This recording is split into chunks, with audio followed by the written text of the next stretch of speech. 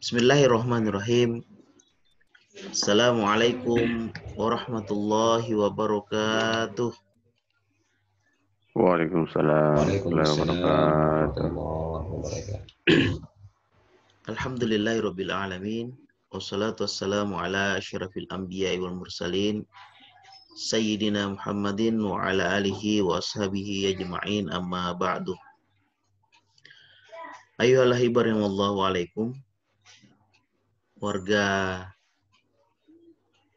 perumahan Gria Arroya Syakira serta para peserta yang alhamdulillah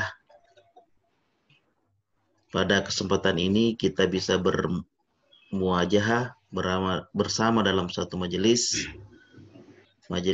ilmu insyaallah yang kemudian kita laksanakan setiap pekannya, yaitu kajian fikih Sabtu subuh. Alhamdulillah kajian fikih Sabtu subuh ini kemudian bisa kita laksanakan meskipun dengan via Zoom.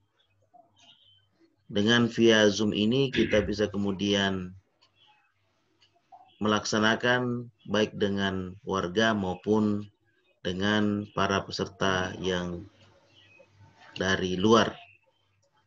Suatu kesyukuran bagi kita bahwa kita masih bisa kemudian beraktivitas.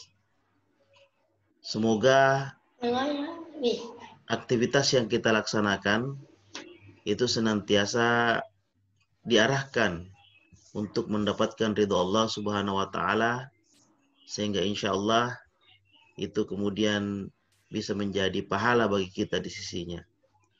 Salah satu aktivitas yang kita laksanakan pada hari ini adalah aktivitas mengkaji syariat Islam, mengkaji bagaimana kemudian harusnya kita bersikap sebagai seorang muslim.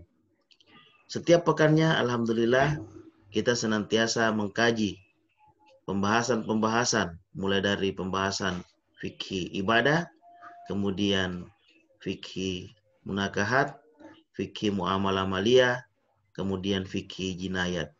Dan alhamdulillah pada subuh kali ini, subuh tanggal 18 Juli 2020, kita kembali akan mengkaji permasalahan fikih muamalah, yang dalam hal ini sub pembahasannya adalah tentang syirkah mudharabah. Baik, kepada Ustadz kami persilahkan untuk melanjutkan kajian fikih ini. Falyatafadhal mashkura. Baik, terima kasih banyak. Barakallahu fikum. Bismillahirrahmanirrahim. Assalamualaikum warahmatullahi wabarakatuh. Waalaikumsalam warahmatullahi wabarakatuh. Alhamdulillah, alhamdulillahi rabbil alamin.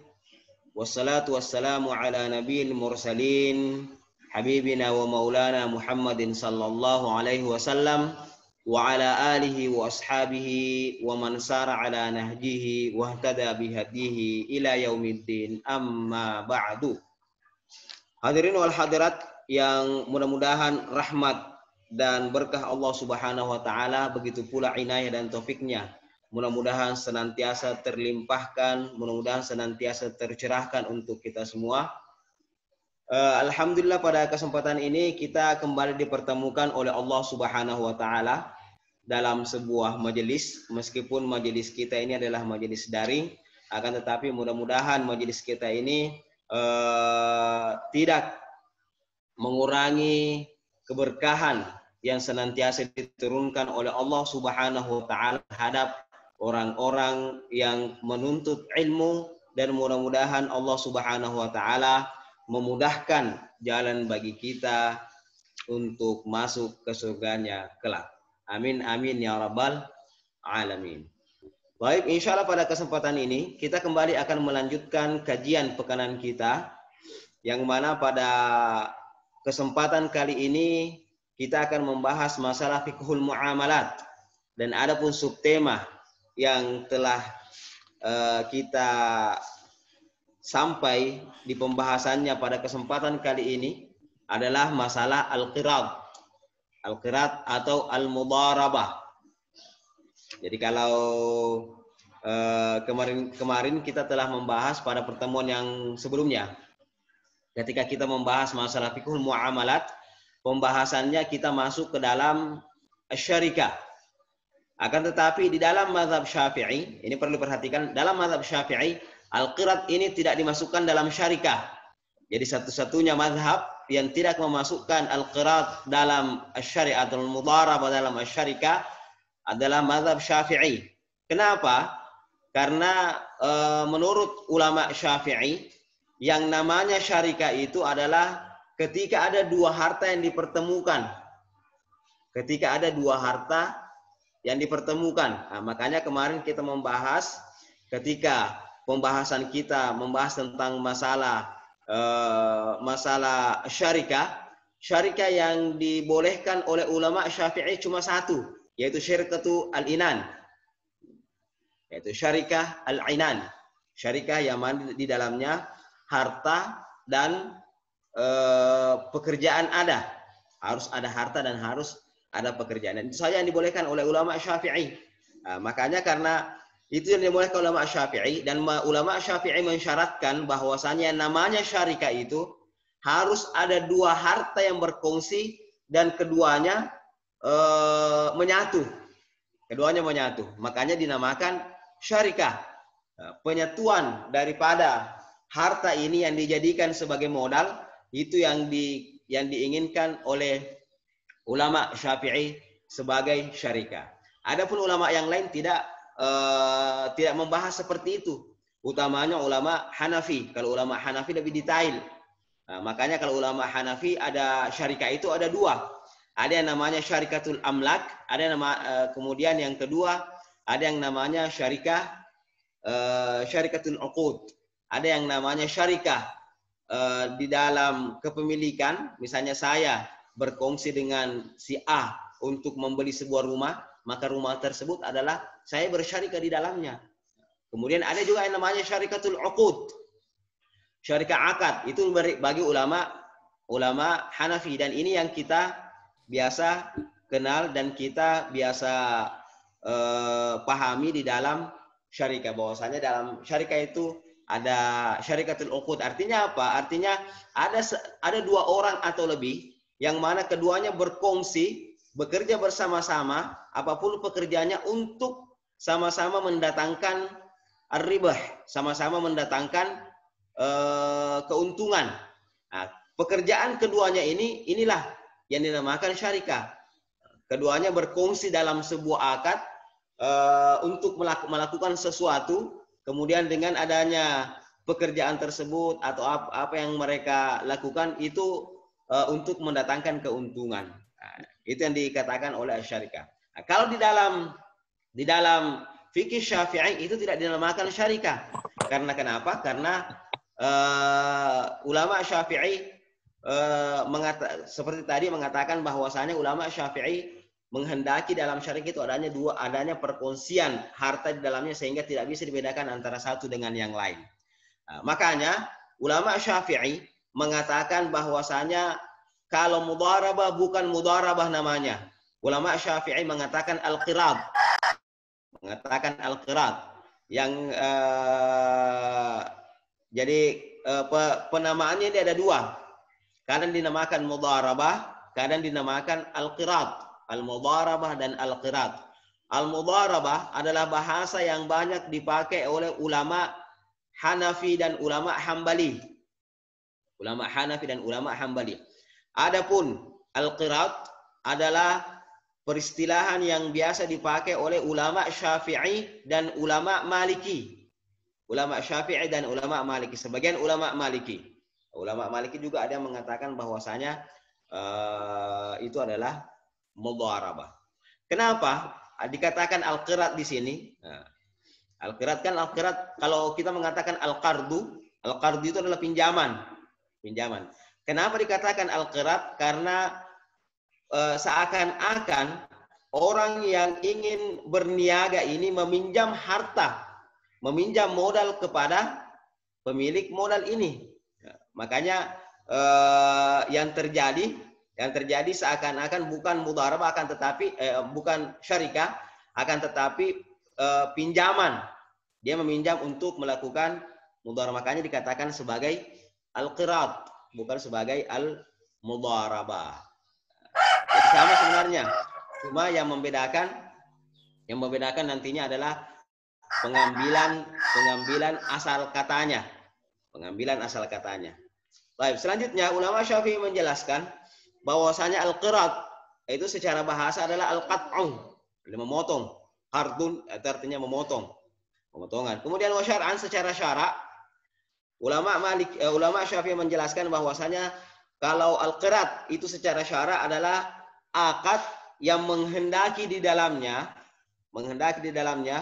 pemilik modal menyerahkan hartanya, menyerahkan modalnya, bukan harta keseluruhan, akan tapi pemilik modal menyerahkan modalnya kepada al-amil, kepada pekerja, agar pekerja ini melakukan sebuah perniagaan dengan harta tersebut, sebuah pekerjaan dengan harta tersebut, dan keuntungan nanti itu keuntungannya bagi mereka berdua.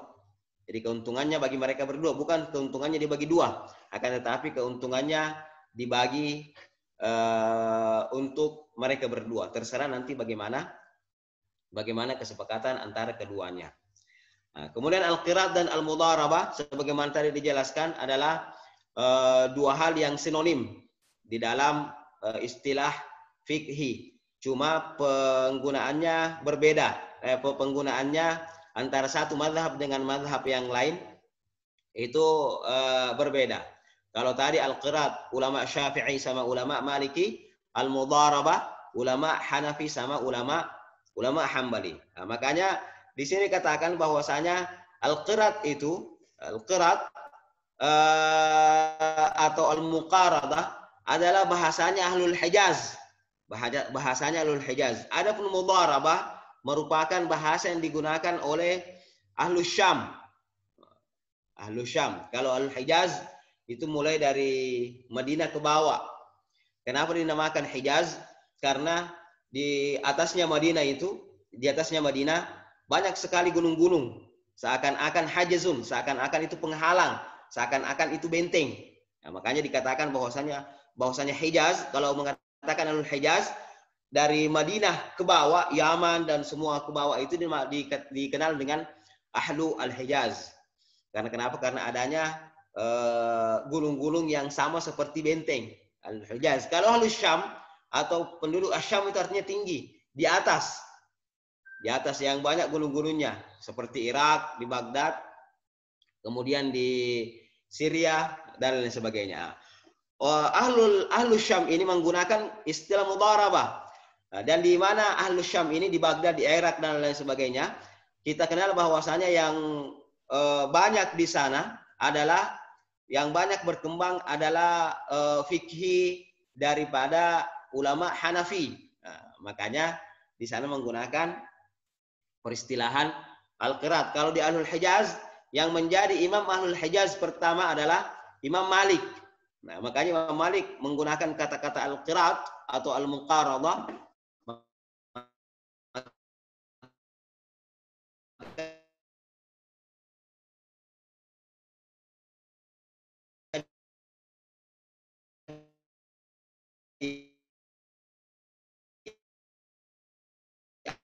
Ahlul Hijaz yang berkembang atau banyak di rasa.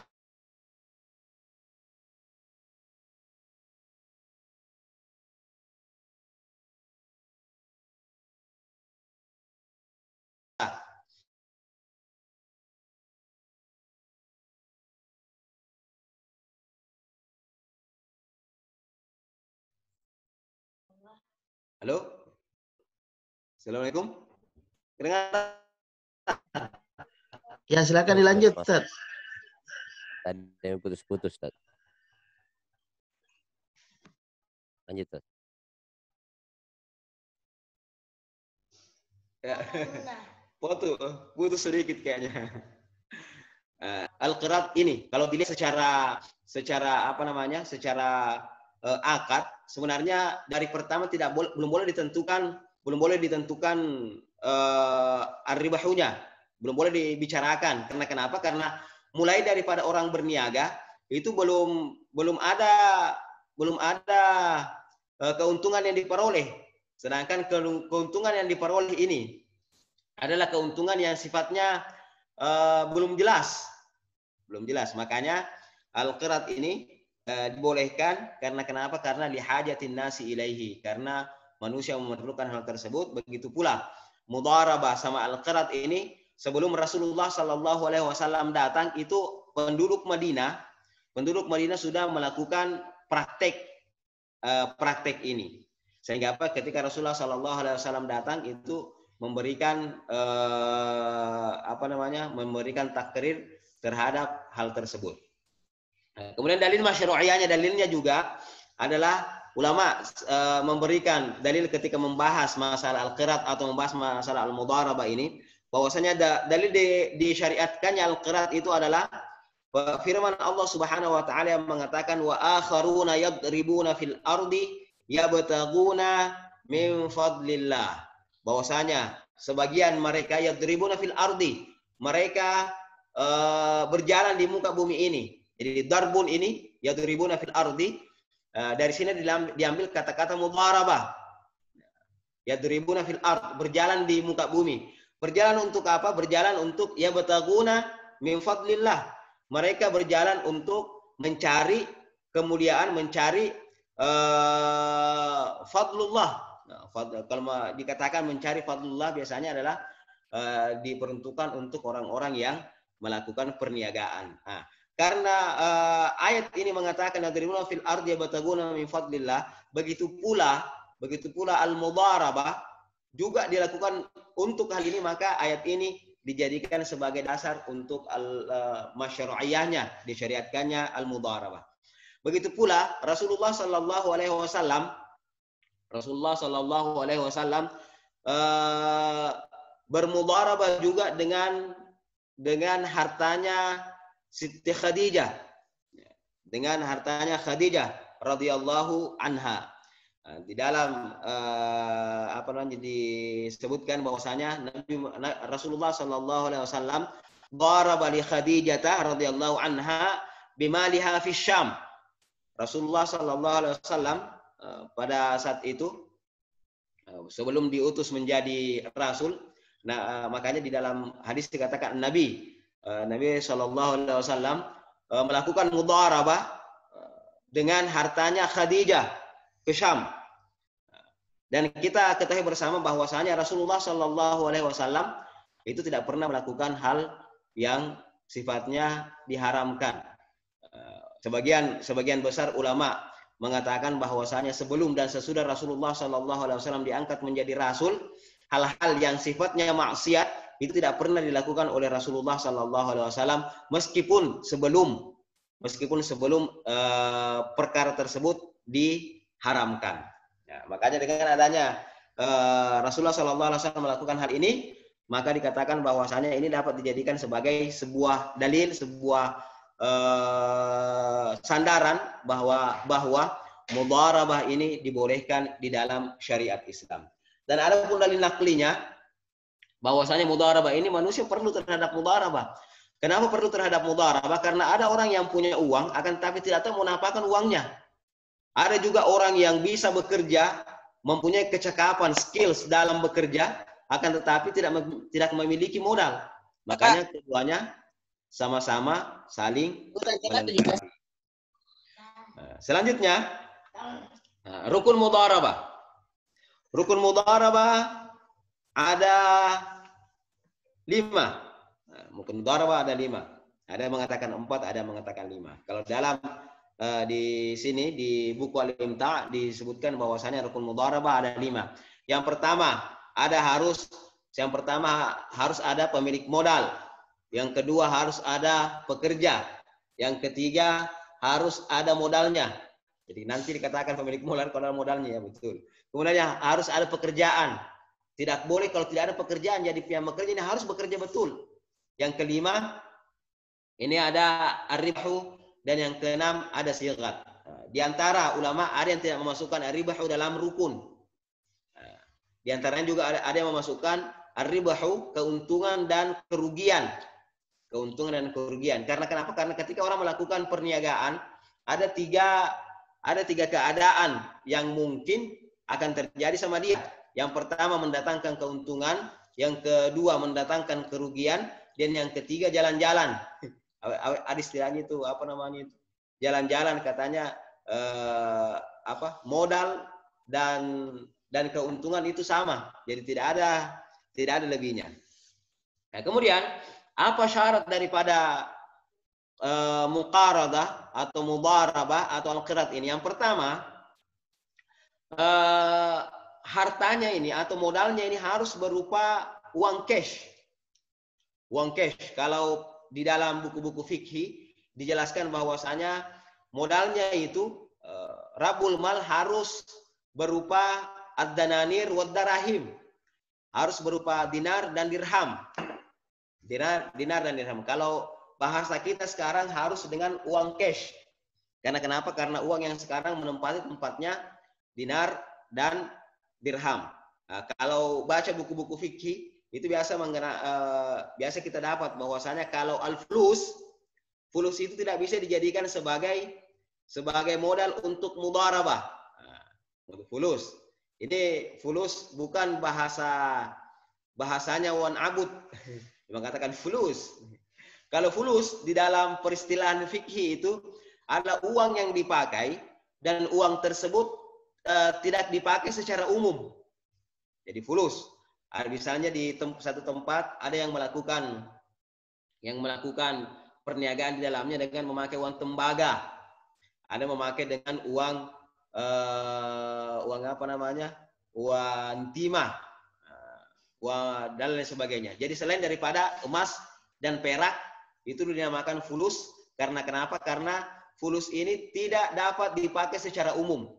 Mungkin misalnya di satu tempat dipakai, di tempat lain tidak dipakai. Berbeda halnya dengan dinar dan dirham. Berbeda halnya dengan dinar dan dirham. Dinar dan dirham dimanapun dibawa maka itu akan laku. Meskipun kita bawa ke tempat yang tidak memakai dinar dan dirham. Kenapa? Karena unsur yang dijadikan sebagai bahan baku terhadap mata uang ini adalah emas dan perak. Nah, dan dimanapun di muka bumi ini kalau bawa emas dan perak maka itu akan diterima. Nah, kita kembali ke ini, syaratnya adalah yang pertama harus cash. Pokoknya harus cash. Kemudian tidak sah hukumnya melakukan mudharabah dengan misalnya dengan emas batangan ataukah dengan barang-barang. Nah, jadi ulama semuanya sepakat bahwasanya yang menjadi modal itu harus cash. Ya, tidak boleh dalam bentuk arudut tijarah atau tidak boleh merupakan barang-barang. Kalau barangnya yang dijadikan sebagai modal. Adapun kalau dikatakan bahwasanya ini ada barang saya, jual saja kemudian dijadikan sebagai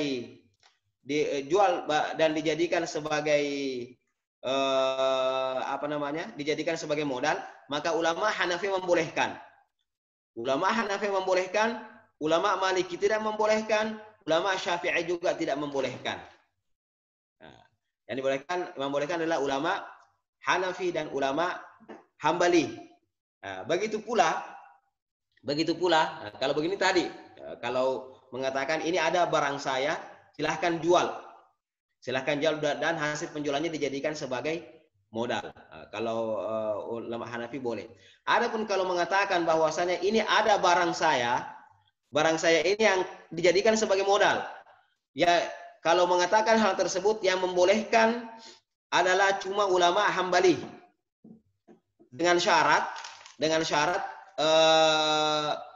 arud tijarah itu barang-barang barang-barang perniagaan, barang-barang tadi ini dinilai dengan uang pada saat akad. Dinilai dengan uang pada saat akad, kemudian setelah dinilai dengan uang pada saat akad, itulah yang dijadikan uang tersebut yang nanti dijadikan sebagai modal. Kalau yang lain tidak, karena kenapa? Karena nanti dikatakan bahwa itu adalah mudharabah.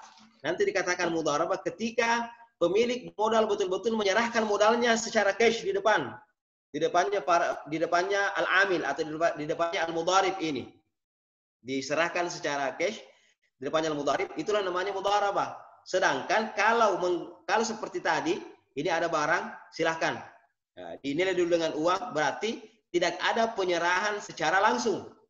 Makanya di antara ulama ada yang mengatakan bahwasanya itu, utamanya ulama Maliki mengatakan bahwasanya itu fasid. Kenapa fasid? Karena bisa saja nantinya terjadi saling klaim. Wah, saya kemarin kasih ini, kenapa mesti uang? Kenapa dan lain sebagainya. Makanya harus ada harus ada kesepakatan bahwasanya, dan itu disepakati oleh sebagian besar ulama bahwasanya itu harus cash. Kemudian yang kedua, bahwa ketika terjadi mudharabah, pemilik modal ini harus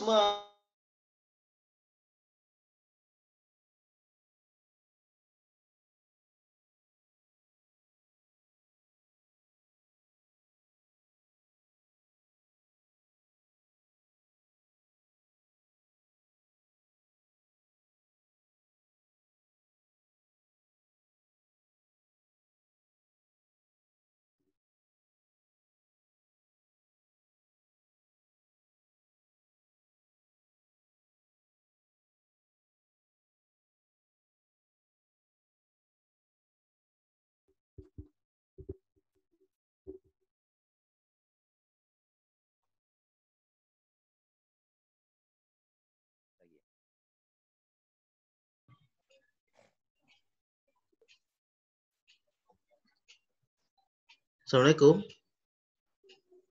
Keluar kayaknya Ustaz Aswar.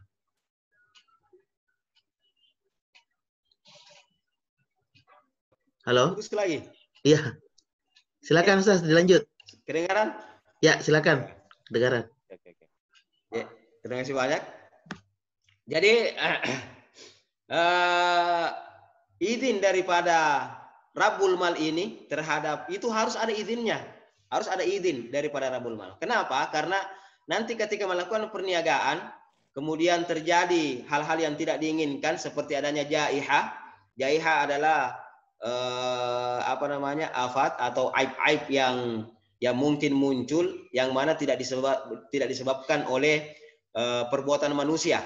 Kalau tidak disebabkan oleh perbuatan manusia, maka itu al-amil tidak menanggung kerugian dari segi finansial, dari segi harta. Jadi kalau habis ininya, mengatakan oke, selesai. Tidak ada permasalahan.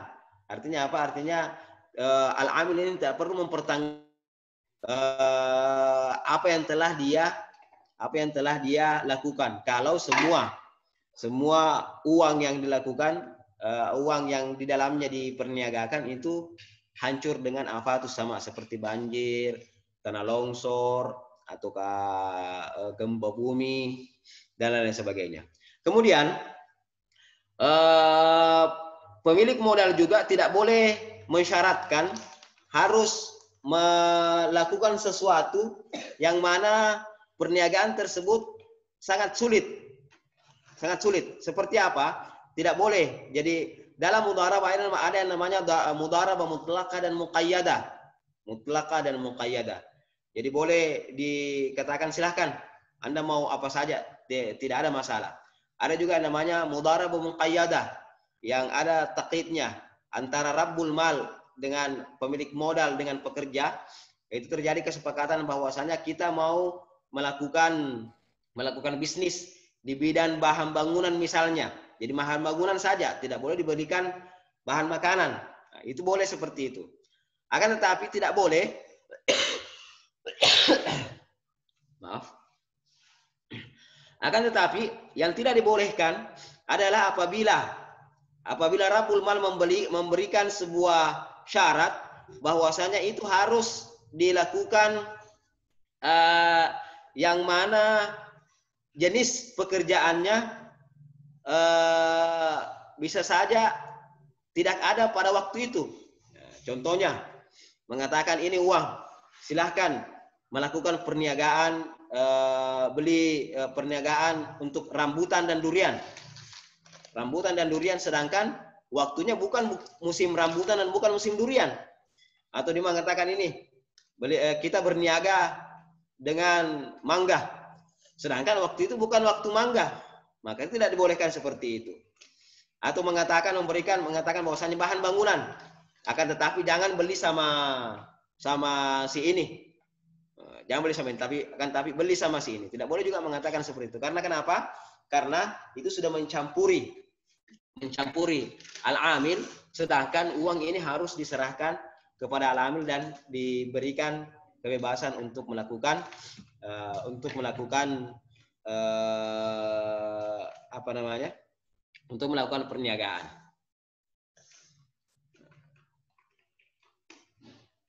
Nah, kemudian kalau al-amil ini, pekerja ini melihat bahwasanya di dalam perniagaan tersebut ini akan mendatangkan banyak keuntungan dengan hal-hal yang jarang didapat pada saat itu. Maka kalau terjadi seperti itu, maka sebelum membeli itu harus meminta izin dulu. Jadi kalau sudah diserahkan, kemudian pekerja melihat bahwasanya oh ini bagus dibeli, ini akan naik harganya. Kalau itu merupakan barang-barang yang tidak banyak didapat pada saat itu, maka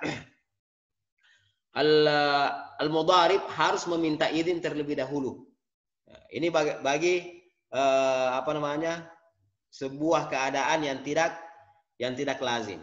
Kemudian syarat yang selanjutnya adalah disyaratkan di dalam mudharabah ini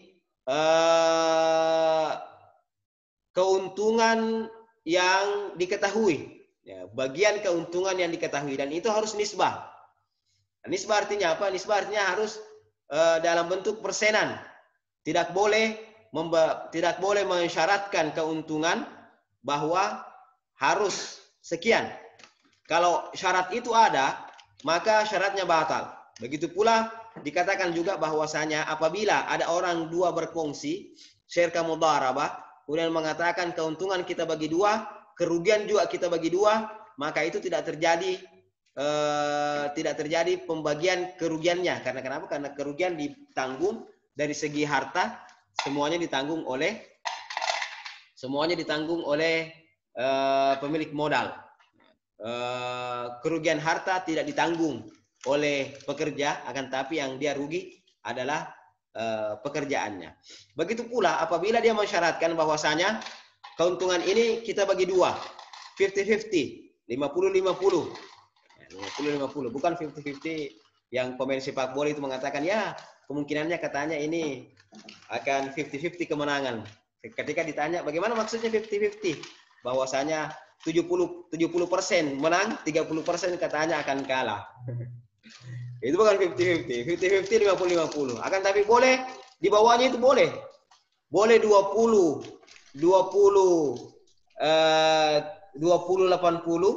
boleh 30-70 sesuai dengan kesepakatan antara keduanya. Dan tidak boleh mengatakan bahwasanya kalau terjadi pembagian keuntungan saya 20% dan saya 70% dan Anda 20%, kemudian ditambah lagi misalnya dengan 300.000 atau 500.000, tidak boleh. Atau ditambah dengan satu sak semen, tidak boleh juga. Atau ditambah misalnya dengan apa, itu tidak boleh. Karena kenapa? Karena ini keuntungan harus nisbah. Artinya apa? Kalau keuntungan makin tinggi, keuntungan makin tinggi akan didapat. Makin berkurang keuntungan, makin berkurang juga yang akan didapat. Nah, makanya kalau terjadi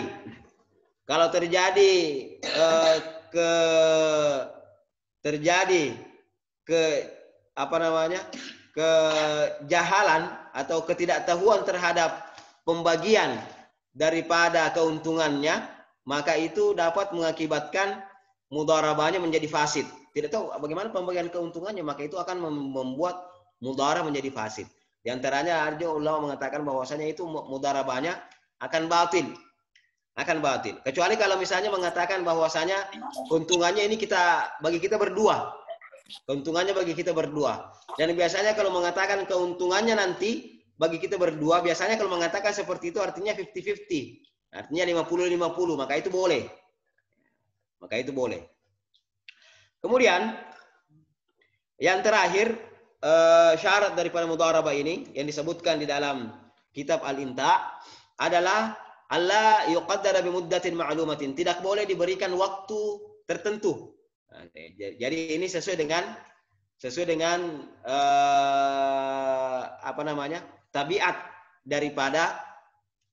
tabiat daripada perniagaannya.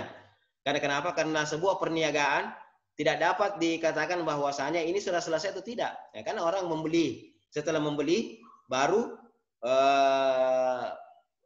dijual. Nah, nanti penjualannya ini bisa cepat laku, bisa lambat laku, bisa sedang-sedang.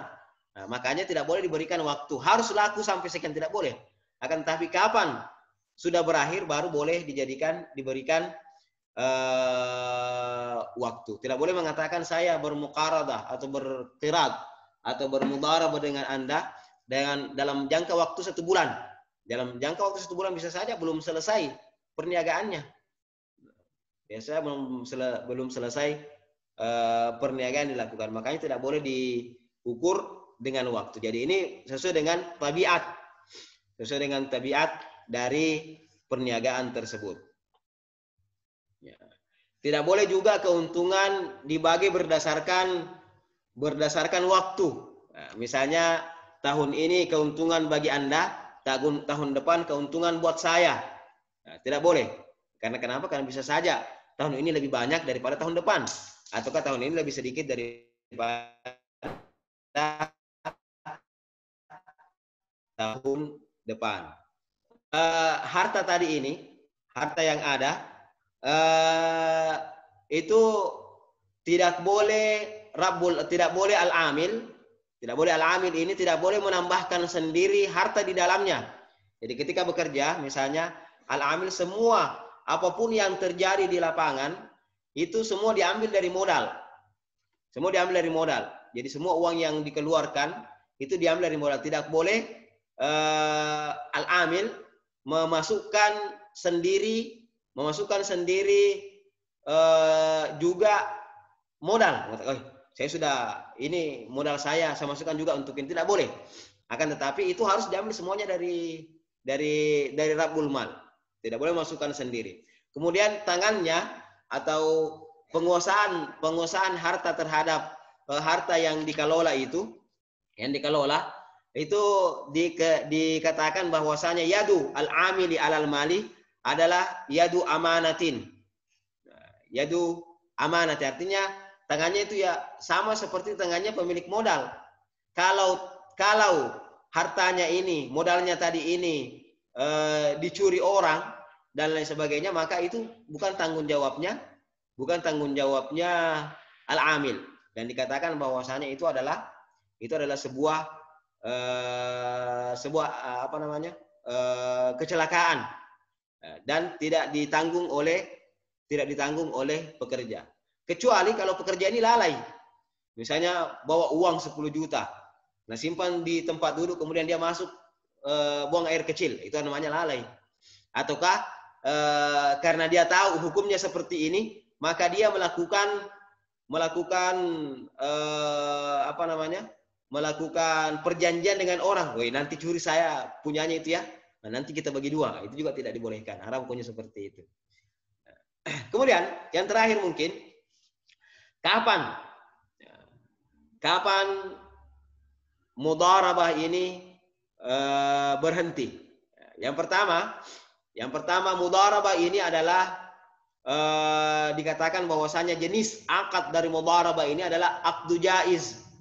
Jadi akad ada 2, ada yang namanya aqdun lazim, ada yang namanya aqdu jaizin. Akad jaiz, ada juga namanya akad lazim. Kalau akad lazim tidak boleh dibatalkan salah satu daripada kedua belah pihak. Ini seperti apa? Seperti sewa menyewa, tidak boleh langsung dibatalkan kalau sudah ada waktunya. Saya sewa 1 tahun, baru 1 bulan sudah mau ambil. Kalau yang menyewa mengatakan tidak, saya belum mau, maka itu tidak boleh. Tidak boleh dipaksa. Karena kenapa? Karena akadnya akad lazim. Kalau akad jaiz boleh, jadi boleh dibatalkan. Nah, makanya di sini salah satu dari kedua belah pihak sementara jalan boleh boleh merusak akad, mengatakan saya tidak jadi. Nah, misalnya kalau yang merusak atau yang memfasah. Jadi ini yang pertama. Jadi terjadi akad mudharabah ini berakhir dengan apa? Dengan fasah. Artinya apa? Salah seorang di antara keduanya itu menarik diri. Amil tidak mau bekerja, mudharib tidak mau bekerja, begitu ataukah rabbul mal, pemilik modal menarik kembali hartanya, menarik kembali modalnya. Apakah ini boleh? Boleh. Kalau yang menarik modalnya adalah pemilik modal, maka kalau ditarik modalnya, ya, itu langsung diambil semua apa yang ada, ya kan? Karena semuanya itu miliknya dia. Kemudian dia harus memberikan kepada amil ini namanya ujratu mithlin. Ujratu mithl adalah gaji yang semisalnya. Nah, misalnya kalau yang seperti itu perniagaan, misalnya orang dapat dalam 1 hari misalnya 150.000, maka kalau baru 3 hari kemudian dia melakukan seperti itu, maka dia harus membayar 450.000 terhadap al-amilnya. Adapun kalau amil yang menarik diri, maka semua tadi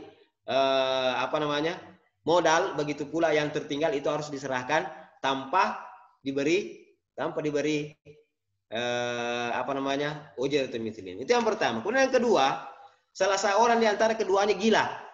Nah, kalau salah seorang di antara keduanya menjadi gila, maka itu berhenti secara langsung, kemudian semua yang ada di situ ditarik, diambil oleh pemilik modal. Dan yang terakhir adalah al-maut. Kalau salah satu di antara keduanya meninggal. Kalau salah satu di antara keduanya meninggal, maka itu langsung fasah dan dikembalikan semuanya ke rabbul mal. Nah, ada juga yang mengatakan bahwasanya itu nanti dilanjutkan oleh ahli warisnya. Ditanya nanti ahli warisnya apakah mau melanjutkan atau tidak. Nah, ada juga yang mengatakan bahwasanya kalau sampai di situ kemudian meninggal, maka dilakukan at-taqtim pada saat itu. Jadi dinilai semua barang-barang yang ada di situ, ataukah apa yang telah dilakukan itu semuanya dinilai. Kemudian dilihat apakah ada keuntungannya atau tidak ada. Kalau ada keuntungannya, maka diberikan nantinya kepada yang meninggal ini sebagai dan dijadikan sebagai at-tarikah atau harta peninggalan. Oke, mungkin ini saja insyaallah yang menjadi muqaddimah atau yang menjadi pendahuluan pada kajian kita pada pagi hari ini. Mudah-mudahan berberkat sisi Allah Subhanahu wa taala, dan mudah-mudahan dapat memberikan sedikit gambaran tentang mudharabah dan apa yang terjadi. Begitu pula sering kita dengar adanya perbedaan ini dan itu, mungkin sudah sedikit memberikan gambaran bahwasanya ini tidak sesederhana mungkin yang kita pikirkan, akan tetapi di dalamnya terjadi banyak perbedaan pendapat ulama. Oke, mungkin sampai di sini saja. Selanjutnya kita lanjutkan dalam sesi diskusi. Sebelumnya saya serahkan kembali forum majelis kita ini ke host. Silakan Ustaz. Ya. Dilanjut. Ya, barakallahu fikum ya Ustaz atas penjelasannya. Baik, menarik tadi yang disampaikan. Jadi suatu penjelasan yang dimulai dari adanya perbedaan istilah kirat dan mudharabah. Ternyata memang tidak sesederhana yang dipahami selama ini. Nah, kalau mudharabah selama ini kan bagi kita mungkin yang sering menabung itu langsung akan memahami tentang atau mengetahui tentang istilah mudharabah tersebut. Ataukah bagi kita yang pernah atau sekarang sedang melaksanakan syirkah, itu mudharabah itu suatu hal yang biasa kita dengarkan. Nah, kemudian penjelasan tentang syarat-syarat serta rukunnya, kemudian penjelasan tentang bagaimana kemudian mudharabah itu pada prinsipnya ada dua, ada yang pemilik harta atau biasa kita katakan sohibul mal atau amil, Ustadz ya. Dan Sahibul mal, ya, pemilik modal, ya, dan biasa amil juga atau amil. mudharib. Amil. Kemudian Ya, ada juga dikenal dengan mudharib. mudharib. Kemudian ada juga istilah mengelola. Yang mengelola. Nah, sebelum ini silakan kepada para peserta sekalian untuk melayangkan pertanyaan, bisa nanti lewat langsung ataukah kemudian dengan chat. Sebelum saya ke peserta, saya mungkin bertanya, Ustadz, ini terkait dengan ada dua yang biasanya ini ya, karena berbicara masalah syirka mudharabah ini saya kira sesuatu hal yang biasa kita atau kemudian banyak dipraktekkan oleh kaum muslimin sekarang ini, baik prakteknya itu secara sedikit orang atau kemudian banyak orang. Nah, makanya saya mungkin akan bertanya masalah jumlah orang serta waktu. Terkait dengan jumlah orang, ini adakah batasan-batasan jumlah orang yang diperbolehkan sebagai pemilik modal atau sahibul mal dan pengelola? Nah, kalau mungkin kita membahasakan satu orang pemilik modal, satu orang yang mengelola, kan mungkin pemahaman kita, oh ya tidak ada masalah. Tapi ketika berbilang itu pemilik modalnya, berbilang juga pemilik pengelolanya. Nah, biasanya juga kan di situ sudah berbilang pengelola, sudah berbilang juga pemilik modal. Ada juga yang orang-orang di situ kan ada yang memiliki keahlian, ada yang datang saja untuk, pokoknya akan banyak lah, akan banyak lah di situ setiap ininya nanti. Nah, itu barangkali secara ininya. Kemudian terkait masalah waktu, adakah waktu khusus yang ditetapkan terkait dengan waktu pembagian keuntungan tadi? Nah, jadi contoh sudah tadi, ketika kemudian yang punya modal dan yang mengelola itu sudah berakad, apakah bisa seumpamanya dalam jangka waktu 1 minggu atau 1 bulan sudah bisa dibagi ini keuntungan? Ataukah ada waktu-waktu tertentu, nanti 5 bulan berikutnya, atau nanti 10 bulan, atau nanti 1 tahun berikutnya? Ini barangkali untuk pembuka dari diskusi kita. Sekali lagi kepada para peserta, silahkan bagi yang ingin melayangkan pertanyaan, ataukah kemudian raise hand bagi yang ingin bertanya secara langsung. Tafadhal Ustaz. Ya, terima kasih banyak. Wah, ini ada mic-nya Ustadz Rahmat, ini bagus ini. Ya.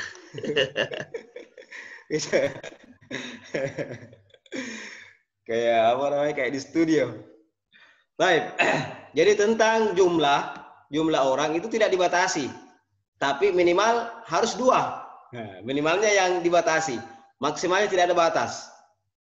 Maksimalnya tidak ada batas. Yang jelasnya masih bisa diakomodir oleh kedua belah pihak. Itu yang pertama. Jadi tidak ada pembatasan daripada jumlah orang yang melakukan perkongsian. Akan tetapi yang ada adalah yang minimal. Kenapa? Karena dalam perkongsian itu minimal 2 orang. Yang tidak mungkin orang melakukan perkongsian dengan dirinya sendiri. Nah, kemudian Di dalam pelaksanaannya ada juga yang sama-sama memiliki modal, kemudian pekerjaan salah satu di antara keduanya, dan itu juga dikenal dan dikatakan bahwasanya itu juga adalah mudharabah. Jadi dua orang A dan B, akan tapi cuma si A yang bekerja. Itu juga dikatakan sebagai mudharabah.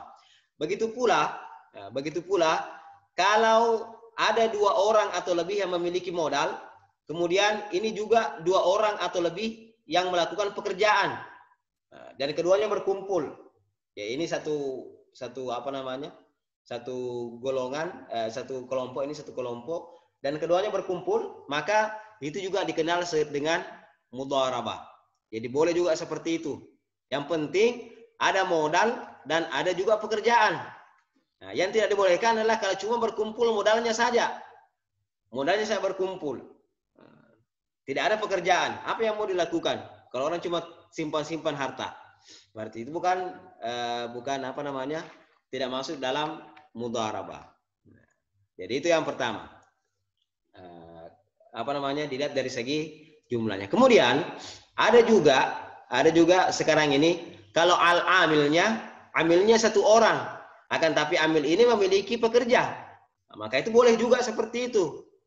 Artinya apa? Artinya yang dia lakukan mudharabah ini cuma dengan satu orang, akan tapi satu orang ini memiliki perusahaan, ya kan? Boleh mudharabah seperti itu. Jadi yang menjadi tanggung jawab adalah yang memiliki tadi ini. Kemudian dia nantinya kan akan menggaji karyawannya. Itu juga dibolehkan seperti itu. Kecuali kalau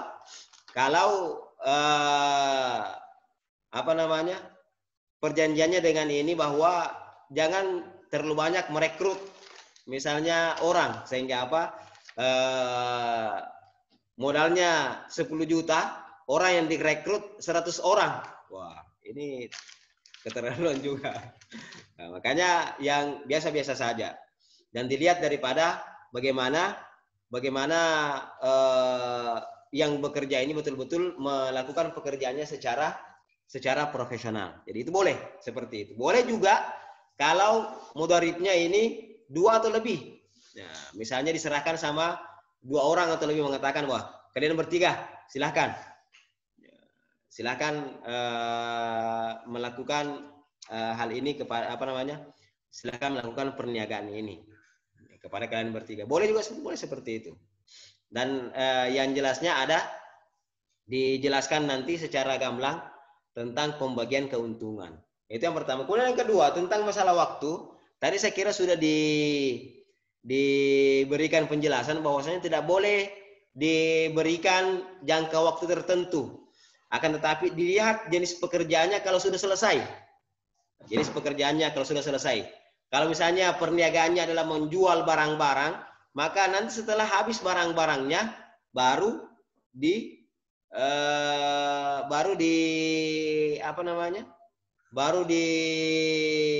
dibagi keuntungan. Ataukah bisa juga kalau yang dijadikan sebagai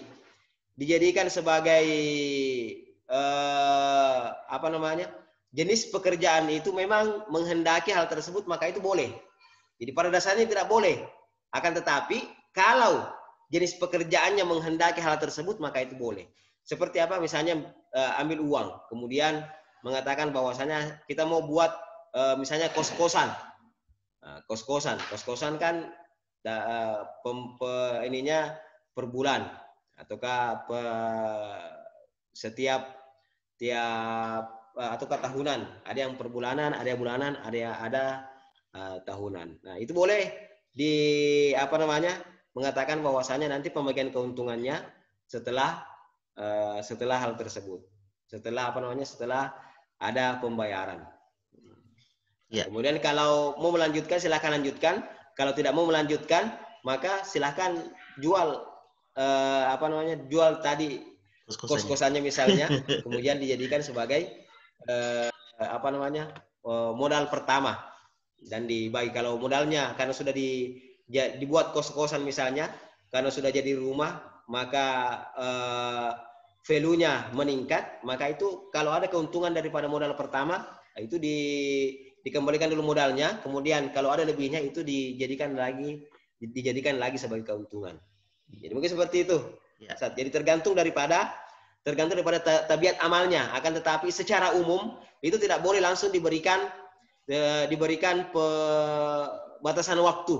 Akan tetapi ditunggu sampai kapan. Tidak boleh juga mensyaratkan, ini sudah lama ini. Rabbul Mal mengatakan, pemilik modal mengatakan, sudah terlalu lama ini. Jual cepat. Kalau tidak bisa jual cepat, maka begini. Tidak boleh. Tidak boleh campur tangan. Jadi di sini Rabbul Mal tidak boleh campur tangan di dalam pekerjaan dilakukan oleh al-mudharib atau al-amil, kecuali syarat-syarat yang telah disepakati sebelumnya di akad awalnya. Ya. Oke, begitu saja, Ustaz. Baik. Syukran Ustaz atas jawabannya. Kemudian ini ada pertanyaan dari akun Rumah Sekolah ya. Bertanya, bagaimana keterlibatan si pemilik modal terhadap manajemen usahanya atau mengontrol usaha? Syukran. Tafadhal Ustaz. Baik. Terima kasih banyak. Jadi kalau syarikahnya adalah syarikah al-mudharabah atau al-qirat, pemilik modal tidak boleh terlibat langsung di dalam hal tersebut. Tidak boleh terlibat langsung. Makanya tadi dikatakan syaratnya, ini kalau mudharabah. Kecuali kalau misalnya inan, itu beda lagi, ya kan? Inan dan sebagainya. Kalau mudharabah, itu harus memberikan kepercayaan kepada ini. Mengontrol dari jauh, senter-senter bela boleh. Akan tetapi mengontrol secara dekat, meminta ini, meminta itu, minta indah, minta itu, kemudian mengatakan jangan begini, jangan begitu, jangan begini, jangan begitu, tidak boleh. Itu tidak boleh dilakukan oleh Rabbul Mal, tidak boleh dilakukan oleh pemilik modal. Karena kenapa? Karena ini harus diberikan. Makanya tadi disyaratkan bahwasanya harta ini, uang ini harus diberikan 100% mutlak terhadap al-mudharib. Kalau diberikan 100% artinya apa? Berikan kemudian lepas. Kalau setelah memberikan kemudian masih melakukan masih melakukan intervensi di dalamnya, itu tidak dibolehkan. Kalau kontrolnya yang dimaksud adalah kontrol dengan ada intervensi. Adapun kalau kontrol dari jauh dan tidak ada intervensi di dalamnya, maka itu saya kira tidak ada masalah. Kecuali kalau kontrolnya mengatakan, kasih saya laporannya progres bulan ini bagaimana, progres minggu ini bagaimana, Anda harus begini, ini tidak boleh. Karena kenapa? Karena tidak boleh pemilik modal terjun langsung terhadap itu dalam mudharabah. Tidak boleh terjun langsung dalam keberlangsungan. Jadi apa yang dilakukan oleh pemilik modal menunggu di akhir bisnis atau di akhir perniagaan. Kalau akhirnya bagaimana? Oke. Kalau sudah oke, maka silakan. Akan tapi boleh memberikan syarat di awal. Misalnya dia mengatakan bahwasanya ini uang untuk saja ya, untuk bisnis bahan bangunan. Nah, selain daripada bisnis bahan bangunan, maka tidak dibolehkan.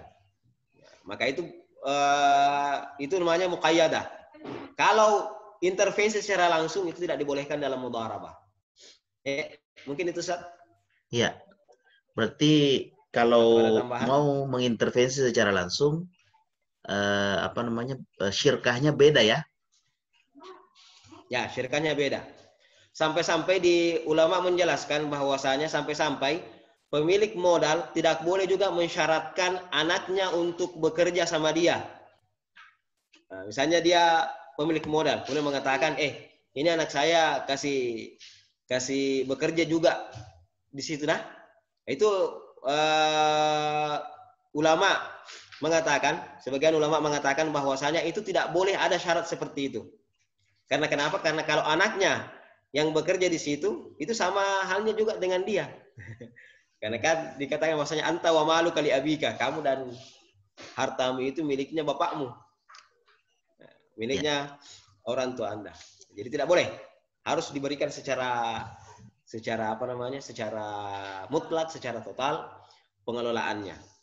Nah, kalau bisa mengurus sendiri, kalau bisa mengurus sendiri, ya, urus sendiri apa namanya? Perniagaannya di apa namanya? Dikelola sendiri sehingga apa? Sehingga kontrolnya juga bisa kontrol yang bagus. Iya. Kalau mau mudharabah berarti konsekuensinya harus serahkan sama orang dan biarkan dia yang apa namanya? Biarkan dia berusaha. Ya. Yeah. Baik. Syukran Ustadz. Mungkin dari penanya ada tanggapan atau ada yang ingin ditambahkan, saya persilahkan. Baik, syukran Ustaz. Assalamualaikum warahmatullahi wabarakatuh. Waalaikumsalam warahmatullahi wabarakatuh. Ya, tadi penjelasannya sudah jelas. Ini pertanyaan saya yang baru, Ustaz. Bagaimana kalau misalkan setelah misalkan berjalan setahun perjanjiannya, kemudian itu ada bahasa keuntungan, misalkan kita butuh motor gitu ya, butuh motor untuk operasional. Keuntungan di tahun ini itu kita belikan motor. Nah, bagaimana bisa seperti itu, Ustaz? Kemudian itu keuntungan bersama yang saya maksud tadi, bahwa keuntungan pada tahun ini, keuntungan bersama kita akan membelikannya motor untuk operasional. Kemudian bagaimana nanti setelah perjanjian ini berakhir, apakah kemudian motor itu miliknya siapa dan bagaimana pembagiannya? Kalau tidak mungkin juga motornya dibagi. Bagi dua, satu ban depan, satu ban belakang. Ya, syukran. Ya. Silakan Ustaz. Terima kasih banyak, Bu. Jadi kalau misalnya tabiat daripada perniagaan tersebut tahunan, tabiatnya tahunan, dan ketika sampai akhir tahun misalnya ataukah akhir musim itu sudah bisa bagi keuntungan, maka dibagi keuntungannya. Nah, kemudian bagaimana kalau mengatakan keuntungannya ini kita belikan motor? Apakah boleh? Itu tidak boleh seperti itu. Ya, tidak boleh keuntungan. Kenapa? Karena keuntungan ini milik bersama. Keuntungan milik bersama. Dan kalau keuntungan milik bersama berarti yang mudharib ini mudharabah ya. Mudharib ini juga memiliki keuntungan di situ, memiliki apa namanya? Memiliki uang di situ. Sedangkan dalam mudharabah ada pemilik modal dan ada pekerja. Boleh kalau motornya misalnya diambil, kalau operasional kan misalnya, kalau operasional dan lain sebagainya itu diambil dari modal. Diambil dari modal untuk operasional. Kalau selain daripada apa yang diambil dari modal, itu nantinya akan meningkatkan apa namanya? Meningkatkan nilai daripada modal yang diberikan. Nah, makanya kalau keuntungannya tahun ini diberikan motor, maka akan terjadi apa namanya? Ketidakjelasan, akan terjadi kekaburan. Karena kenapa? Karena sudah masuk di dalam perniagaan ini hartanya juga pekerja. Sedangkan tadi dikatakan bahwasanya pekerja tidak boleh memasukkan harta sedikit pun. Pekerja tidak boleh memasukkan harta sedikit pun di dalam perniagaan tersebut. Nah, makanya kalau ada yang ini apa namanya? Ada mau tambahan, misalnya kalau modal yang diberikan tidak cukup untuk beli motor satu, tidak cukup untuk dibelikan motor untuk operasional, maka bisa bisa ditambah modalnya, minta tambahan modal sehingga nilainya nanti itu bertambah lagi, nilainya daripada modal yang diberikan dimasukkan itu bertambah. Sehingga apa? Sehingga nantinya tidak ada seperti yang tadi ditanyakan yang kedua, bagaimana statusnya motornya, ya kan? Karena kenapa? Karena semuanya harus jelas. Ini motor adalah motor yang ada dari modal, dari dari jenis perniagaan dan dari modal. Jadi kalau motor itu ada di situ dan dijadikan sebagai barang operasional, maka ketika di akhir ini itu harus dinilai berapa nilainya motor ini dan dijadikan sebagai bagian daripada penilaian terhadap modal. Makanya tidak boleh terjadi kesepakatan bahwasanya keuntungan tahun ini atau keuntungan yang akan datang itu dibelikan motor bersama. Tidak boleh. Karena kenapa? Karena kalau operasional itu harus berasal dari hartanya pemodal. Hartanya pemodal. Iya. Mungkin itu saja. Ya, saya kira jelas ya. Silakan tadi yang bertanya. Saya kurang tahu apakah umum atau ini. Ya, silakan. Sudah jelas. Ya, oke. Barakallahu fiik. Kemudian saya mungkin sedikit ini Ustaz tambahkan pertanyaan terkait dengan masalah ini tadi. Ketika dalam akad mudharabah ini berlangsung, kan biasanya ada jenis usaha, di mana jenis usaha itu uang biasanya tidak berputar, artinya mengendap. Nah, bisakah dalam proses ini, dalam proses dalam perjalanan usaha, karena belum orang bagi keuntungan, karena mungkin yang pemilik modal atau yang bekerja tadi ini itu sudah butuh uang, diambil duluan. Tapi itu masuk dalam bagaimana? Diambil duluan. Cash bond apakah namanya ceritanya. Jadi nanti karena butuh sekali nih, tidak ada nih bisa ada kebutuhan. Jadi dia cash bond, nanti di akhir ketika perhitungan baru kemudian dihitung. Dulu pernah Kak saya ambil sekian, jadi itu dikurangi saja. Nah, ini mungkin karena usahanya memungkinkan ada dana yang bisa ditarik pada saat tersebut. Ya. Baik. Kalau pemilik modal memaksakan hal tersebut dan mengatakan saya ambil modal saya, maka bubar mudharabah. Akan tetapi kalau pemilik modal datang ke situ sebagai orang lain dan menyerahkan sepenuhnya kepada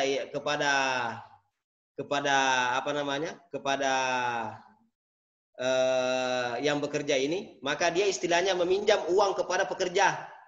Pekerjaannya itu meminjam uang, bukan keuntungan yang dibagi dahulu. Jadi tidak ada keuntungan yang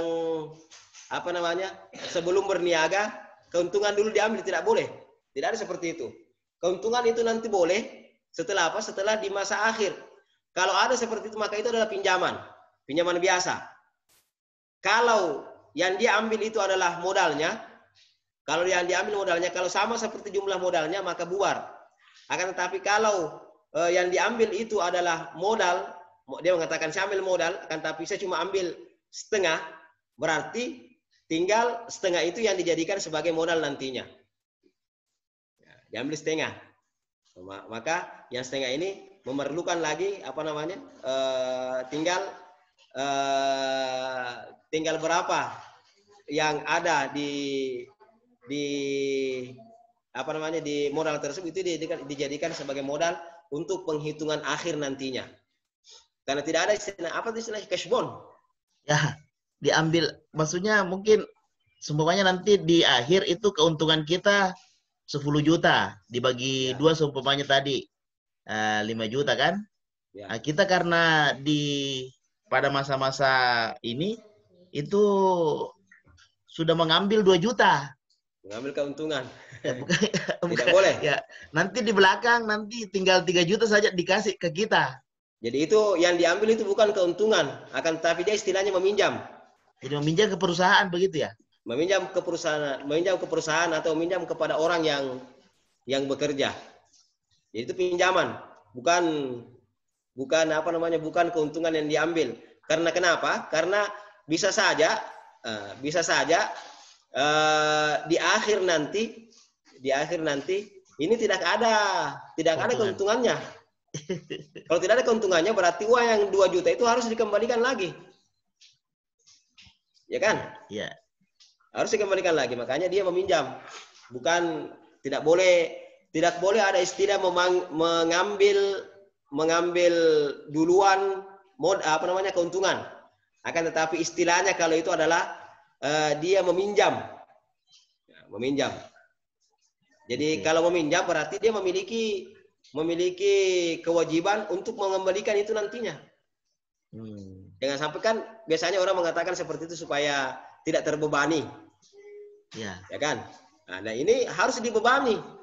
Kenapa? Karena supaya dia berpikir terus bahwasanya nanti kalau tidak berjalan ini anunya dan lain sebagainya, maka bisa saja nantinya rugi. Ini yang saya ambil ini itu nanti akan dihitung sebagai bagian daripada modal. Kalau terjadi kerugian, maka harus ditutupi dari uang 2 juta tadi yang diambil juga. Iya. Jadi seperti itu, Ustaz. Ya. Pertanyaan selanjutnya ini dari jamaah. Bagaimana kalau pemilik modal meninggal dan tidak memiliki ahli waris, sementara syirkahnya berjalan? Syukran. Oke. Barakallahu fiik. Jadi tadi sudah dijelaskan bahwasanya kalau meninggal maka mudharabah di sini, qiratnya di sini bubar. Bubar dengan jadi dihitung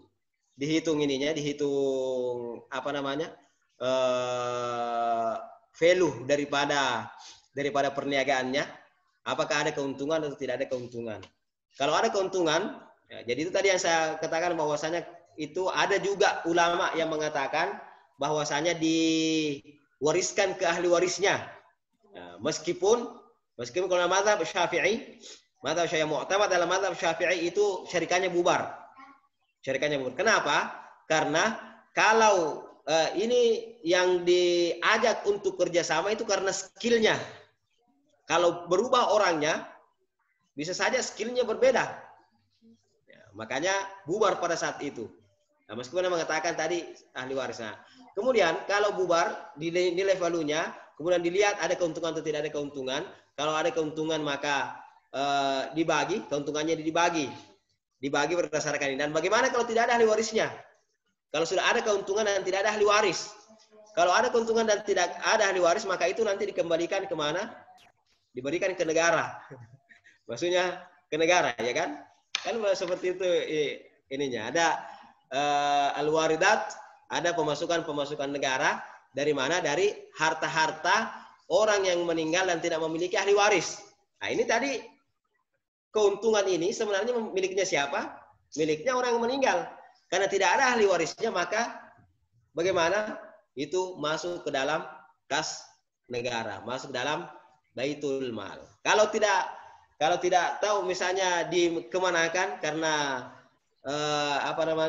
baitul mal atau sekarang kas negara tidak mengurusi yang seperti itu, maka insya Allah sebagai jalan keluar bisa disumbangkan atas nama beliau. Bisa ditumbangkan atas nama orang tersebut. Ya. Baik Ustadz, saya kira jelas ya. Kemudian ada pertanyaan selanjutnya ini. Apakah sohibul mal bisa ditambah? Nah, ini menarik ini Ustadz. Jadi kan tadi permasalahannya sohibul mal dengan pekerja ya. Apakah sohibul mal itu bisa ditambah saat syirka berlangsung? Baik itu dalam rangka pengelola mengembangkan usaha, ataukah pengelola menutupi defisit belanja modal. Nah, ini biasanya terjadi ketika customer itu melakukan pembayaran beli tunda dalam jangka waktu tertentu. Nah, tafadhal Ustaz. Baik. Ya, terima kasih banyak. Jadi kalau terjadi seperti ini, apakah boleh? Ininya pertama boleh. Akan tetapi bukan lagi mudharabah namanya. Itu nanti masuknya dalam syirkah mufawadah. Jadi bukan lagi mudharabah. Masuknya nanti syirkah mufawadah. Banyak hal-hal yang perlu diperhatikan. Apa itu syirkah mufawadah? Kemarin sudah kita jelaskan bahwasanya syirkah mufawadah adalah syirkah di mana di dalamnya terjadi banyak sekali syarikah-syarikah. Ada syarikah inannya, ada mudharabahnya, ada abadannya, ada wujuhnya, dan lain sebagainya. Jadi itu masuk di dalamnya. Sehingga apa? Sehingga yang terjadi adalah syarikah syarikah al-mufawadah nantinya. Dan itu perlu diberikan penjelasan tentang pembagian keuntungan nantinya. Perlu diberikan penjelasan tentang berapa yang dapat ini, berapa yang dapat itu, dan lain sebagainya. Tidak boleh satu pihak saja menentukan, akan tetapi harus semuanya terjun ke dalam hal tersebut dan memberikan kesepakatan terhadap keuntungan yang diperoleh. Sebagaimana dalam hadisnya Ali, itu mastalahu alaihi al-wadi'atu li rabbil mal. Kalau ada kerugian maka itu ditanggung oleh rabbul mal. Adapun kalau ada keuntungan maka fi mastalahu alaihi, sesuai dengan apa yang mereka sepakati. Ya. Jadi bukan lagi mudharabah. Ini kalau nanti hanya ada seperti itu. Mudharabah dari awal. Kalau ada seperti itu maka meskipun yang menambah itu adalah sahibul mal juga. Nah, berbeda kalau yang menambah itu sahibul malnya. Berbeda kalau yang menambah sahibul mal. Kalau sahibul malnya berarti amilnya, maliknya, malik rabbil mal itu cuma satu. Maka itu boleh. Boleh menambah di tengah perjalanan, akan tetapi keuntungan masih seperti yang mereka sepakati. Oke. Karena mungkin dia melihat bahwa agak mundur kini usaha kalau saya tidak tambah modal. Ya. Berarti dia bisa menambah. Dia bisa menambah. Apakah ketika dia menambah modal itu kemudian persentase keuntungan juga dibicarakan ulang? Persentase keuntungan itu bisa dibicarakan ulang.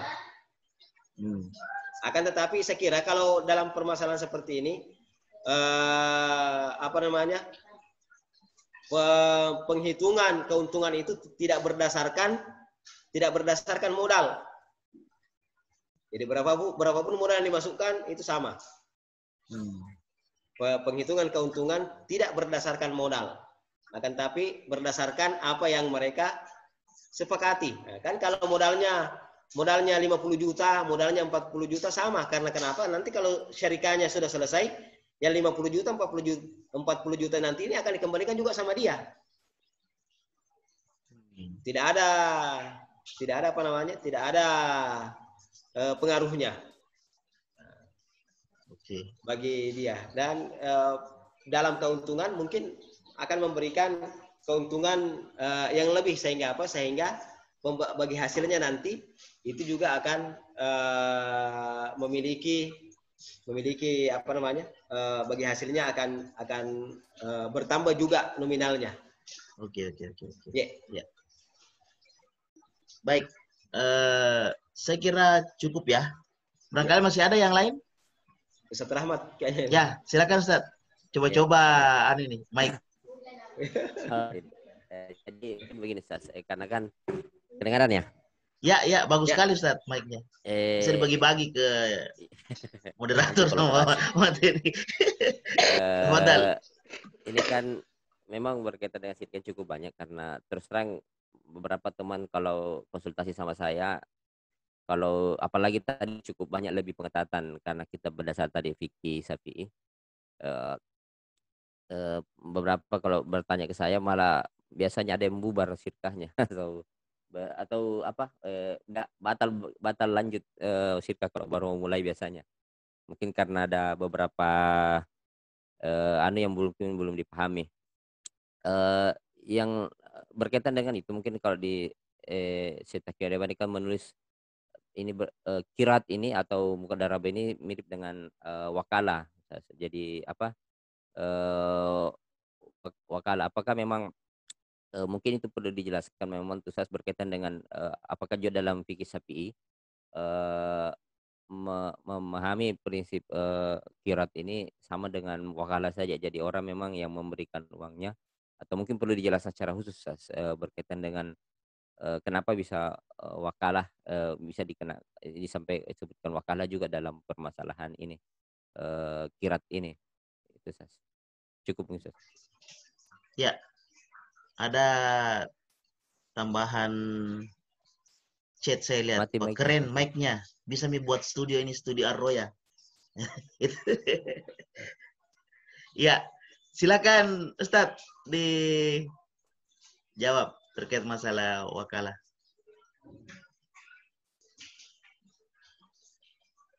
Suaranya Ustadz. Mic-nya. Sorry. Ya. Jadi yang terjadi di dalam hal ini memang sebenarnya adalah wakalah. Jadi memberikan perwakilan terhadap apa namanya? Jadi al-amil ini sebagai wakil daripada Rabbul Mal. Akan tetapi di sini bukan wakalah secara langsung. Sehingga apa? Sehingga wakalah di dalam mudharabah itu tidak dijelaskan secara gamblang. Meskipun ada unsur wakalahnya, akan tetapi bukan unsur tersebut yang ditonjolkan. Akan tetapi prinsip-prinsip yang ada dalam wakalah itu juga ada di dalam mudharabah. Dalam mudharabah. Seperti apa? Seperti kalau misalnya Rabbul Mal mengatakan bahwasanya perniagaannya ini adalah perniagaan untuk apa? Untuk bahan bangunan. Nah, ternyata yang dia beli bukan bahan bangunan, akan tetapi bahan makanan. Nah, maka itu kalau yang dilakukan seperti itu, maka mudharabahnya fasid. Sama seperti kalau wikalah, sudah diberikan wikalah sama orang mengatakan bahwasanya wakilkan saya untuk membeli motor. Ternyata bukan motor yang dibeli. Dia beli sepeda. Karena sepeda lagi ngetres sekarang untuk go west. Nah, jadi dia belikan sepeda. Tidak usah katanya beli motor, beli sepeda saja. Itu tidak boleh. Apa namanya? Wikalahnya batal. Nah, jadi seperti itu. Ada pembahasan yang mirip-mirip. Akan tetapi bukan itu yang ditonjolkan di sini. Karena kenapa? Karena di dalam masalah qirat atau mudharabah adalah mereka berdua ini bersepakat untuk melakukan sebuah perbuatan atau melakukan sebuah pekerjaan yang mana nantinya akan mendatangkan keuntungan. Sedangkan wikalah tidak untuk mendatangkan keuntungan. Makanya sebelum qirat ini yang dibahas adalah masalah wikalah, ya kan? Masalah wikalah. Supaya apa? Supaya kita mengerti tentang apa namanya? Sistem yang terjadi dalam wikalah. Nah, dan itu juga yang terjadi di sini, cuma karena di sini lebih daripada sekedar wikalah, maka tidak dijelaskan wikalah secara gamblang. Ada hubungannya, ada hubungannya. Erat hubungannya. Iya. Oke, mungkin saja Ustaz. Ya. Memang betul apa yang tadi sampaikan Ustaz Rahmat, bahwa ini banyak teman-teman yang berusaha dan ya biasa belum selesai usahanya sudah berhenti atau kemudian masih berlangsung sudah dihentikan salah satu dari pihak. Makanya memang betul itu harus sebenarnya kita sebagai seorang muslim ketika hendak memulai usaha seperti ini harus memang kita konsultasi terlebih dahulu supaya bisa betul-betul menghindari hal-hal yang tidak diinginkan dalam permasalahan usaha-usaha kita ke depan. Baik, ini ada pertanyaan lagi Ustaz. Terkait dengan tapi mungkin sedikit tambahan. Jadi ini kalau terjadi apa namanya, sudah terjadi mudharabah. Makanya sebelum terjadi mudharabah, disitulah juga apa namanya, mudharib Rabbul Mal, kecakapannya melihat. Ya, jangan sembarangan orang yang diambil sebagai pekerja. Jalan-jalan di pinggir jalan, di jalan diambil, sini kamu bekerja mudarabah dengan saya. Tidak seperti itu juga, ya kan? Dilihat juga supaya apa? Apakah orangnya amanah?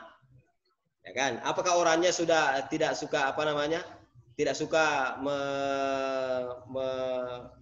memutus, langsung memutus saja di tengah jalan dan lain sebagainya. Supaya apa? Supaya itu bisa terjadi keberlangsungan daripada hal tersebut, daripada mudharabah ini.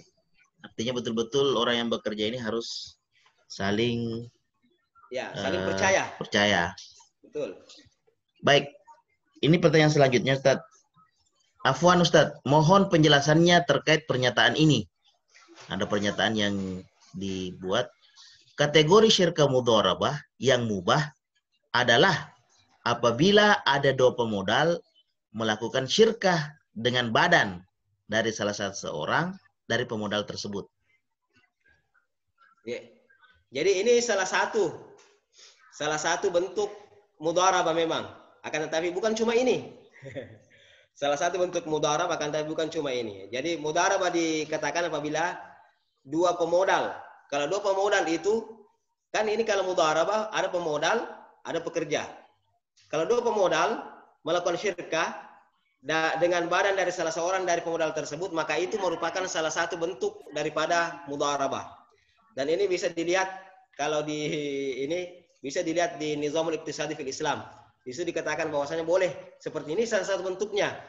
Jadi boleh pemodal full dengan pekerja full. Boleh dua pemodal, keduanya memiliki uang dan salah satunya yang bekerja. Boleh juga dua orang pemilik modal, kemudian ada satu orang bekerja atau dua orang bekerja. Semuanya itu dikatakan sebagai syirkah mudharabah yang dibolehkan. Akan tapi yang pertama semua sepakat kalau yang ini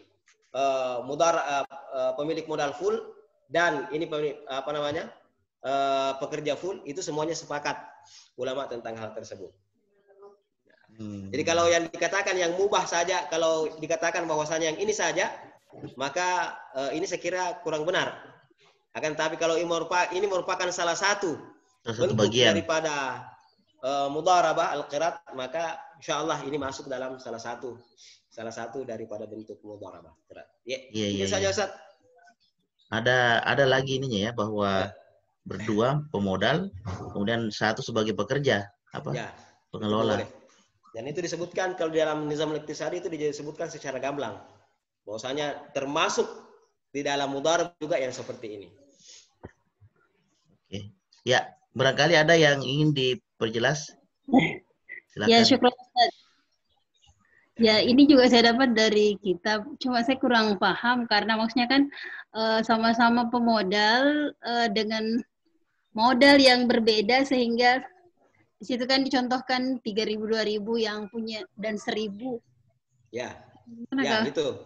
Jadi iya, maksudnya saya nggak mengerti. Jadi yang pemodal yang memiliki uang 2.000 dengan yang 1.000, yang 1.000 itu bisa dia bisa menjadi pekerja. Kontribusi juga dengan badannya, jadi. Ya. Saya kurang paham, Ustaz. Ya itu yang saya minta penjelasannya, memang salah satu dari jenis. Salah satu jenis. Iya. Paham itu boleh, salah satu jenis. Cuman maksudnya yang modal 1.000 tadi boleh menggunakan badan juga di dalam syirkah tersebut seperti, jadi pemodal plus ya, begitu ya? Pemodal plus dia juga pekerja. Pemodal dia juga pekerja. Jadi itu kalau dari awal keduanya memiliki modal, kemudian yang salah satu di antara keduanya bekerja, maka itu juga merupakan bagian daripada syirkah mudharabah. Kalau di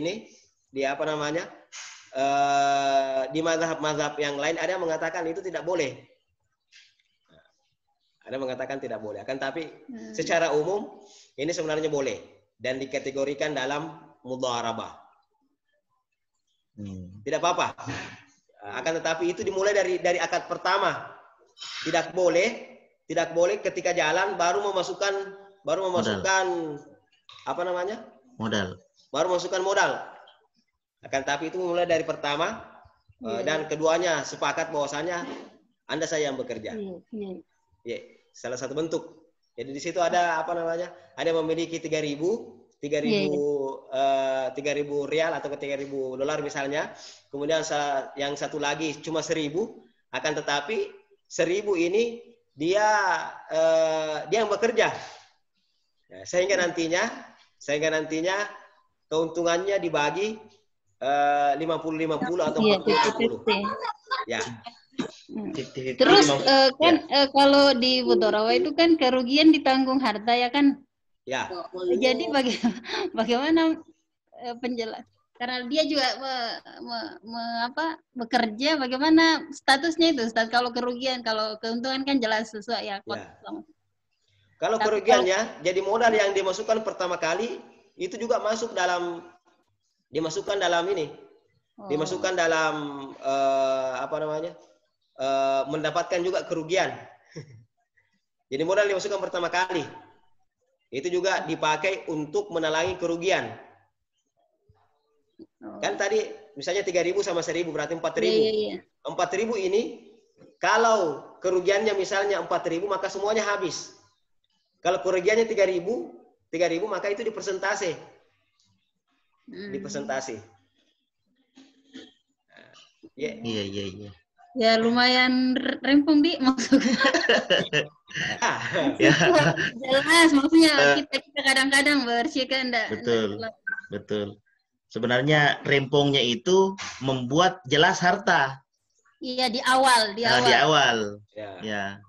Jadi rempongnya di situ dan di situ memang harusnya syarat sudah mengklasifikasi serta mengkategori hartanya siapa ini dan siapa yang kemudian melaksanakan. Yang menjadi permasalahan karena kita biasa mengatakan jalan saja dulu. Ya. Ya itu rata-rata begitu. Katakan jalan saja dulu nanti kita lihat ya, tidak boleh begitu. Itu harus jelas dari pertama. Ditarik orang, apa ini saya ini? Ikut saja nanti. Jalan saja dulu. Nanti kalau banyak miwanya baku ini atau kalau rugi baku ini juga. Baku tunjuk-tunjuk. Baik. Kronos. Ya. Apaan Barakallahu fiik. Nah, ini melanjutkan pertanyaan itu ya. Tapi Ustadz sudah kayaknya dulu. Oh, sudah ya? Oh iya, oke. Saya sebentar ada ini. Baik. Jam 7. Insya Allah nanti pertanyaan-pertanyaan yang tersisa kita akan kirimkan ke Ustadz. Insya Allah kalau ada waktu nanti akan diberikan penjelasan. Menarik sekali sebenarnya apa yang kemudian kita diskusikan pada hari ini sampai-sampai ternyata saya juga tidak ini sudah setengah 8. Padahal di ini itu setengah 8. Sekalian menginformasikan insya Allah sebentar jam 9 ya. Ya, jam 8 waktu Indonesia Barat, jam 9 waktu sini akan ada fokus group discussion dengan tema khilafaisme versus komunisme. Ada apa? Ini tanda tanya. Salah satu pembicaranya adalah Ustadz Aswar, kemudian keynote speaker-nya Kiai Haji Muhyiddin Junaidi, Wakil Ketua Umum Majelis Ulama Indonesia. Di antara pemateri yang lain, Profesor Dr. Suteki, kemudian Dr. Habib Zainal, Kiai Haji Ainul Yakin, Kiai Haji Dr. Insinyur Masri Sitanggang, Kiai Haji Am Wahab, Kiai Haji Toha Yusuf Sakaria, Ustaz Haji Muhammad Yunus, kemudian Kiai Haji Muhammad Ismail Yusanto MM. Silahkan bagi yang ingin bergabung, itu ada linknya yang yang jadi panitianya adalah dari teman-teman PKAD. Pusat Kajian dan Analisis Data. Itu barangkali sedikit informasi. Baik, saya kira cukup Ikhwan Fiddin. Barakallahu fikum atas antusiasmenya selama pelaksanaan acara. Marilah kita bersama-sama menutup kajian fikih subuh kita pada hari ini dengan bersama-sama beristighfar 3 kali dan membaca doa kafatul majelis. Astagfirullahaladzim. Astagfirullahaladzim. Astagfirullahaladzim. Subhanaka wa bihamdik, subhanaka anta nastaghfiruka wa atubu ilaik. Subhana rabbika rabbil izzati amma yasifun, Wassalamun alal mursalin walhamdulillahirabbil alamin. Assalamualaikum warahmatullahi wabarakatuh. Waalaikumsalam warahmatullahi wabarakatuh.